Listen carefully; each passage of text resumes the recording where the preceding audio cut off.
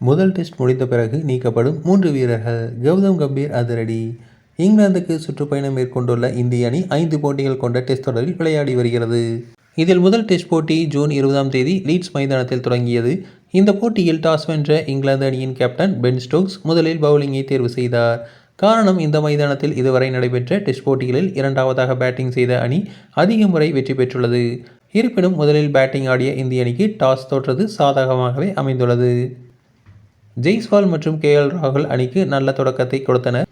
சிறப்பாக விளையாடிய ஜெய்ஸ்வால் சதமடித்து அசத்தினார். மேலும் கேப்டன் சுப்மன் கில் மற்றும் துணை கேப்டன் ரிஷப் பந்த் ஆகியோர் நல்ல பார்ட்னர்ஷிப் கொடுத்தனர். இவர்கள் இருவருமே சதமடிக்க அணிக்கு நல்ல ஸ்கோர் கிடைத்தது. ஆனால் அடுத்தடுத்து களமிறங்கிய பேட்ஸ்மேன்கள் சொதப்பிய நிலையில் இந்திய அணி 471 ரன்களுக்கு ஆல் அவுட் ஆனது. நீண்ட நாட்களுக்கு பிறகு இந்திய அணியில் இடம் பிடித்த சாய் சுதர்சன், கருண் நாயர் ஆகியோர் ரன்கள் அடிக்க தவறினர். முதல் இன்னிங்ஸில் பேட்டிங் ஆடிய இங்கிலாந்து அணி 404 ரன்களுக்கு 7 விக்கெட்டுகளை எடுத்து ஆடி வருகிறது.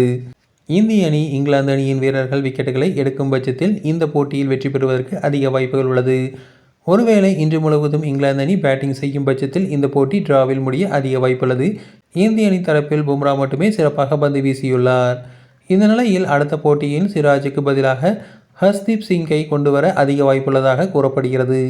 அதேபோல இரண்டாவது இன்னிங்ஸில் சாய் சுதர்சன் மற்றும் கருண் நாயர் ரன் அடிக்க சொதப்பும் பட்சத்தில் அபிமன்யு ஈஸ்வரன் மற்றும் நிதிஷ்குமார் ரெட்டியை அணியில் இடம்பெற வைக்க வாய்ப்பு அதிகமாக உள்ளதாக கூறப்படுகிறது. ஆஸ்திரேலிய தொடரில் நன்றாக விளையாடியிருந்தாலும் முதல் போட்டியில் நிதிஷ்குமார் ரெட்டிக்கு வாய்ப்பு கிடைக்கவில்லை. இருப்பினும் இந்த போட்டியின் முடிவு அடுத்த போட்டியில் யார் யார் விளையாடுவார்கள் என்பதை தீர்மானிக்கும் என்று BCCI தரப்பில் கூறப்படுகிறது. தொடர்ந்து இது போன்ற செய்திகளுக்கு எங்கள் சேனலை சப்ஸ்கிரைப் செய்வோம்.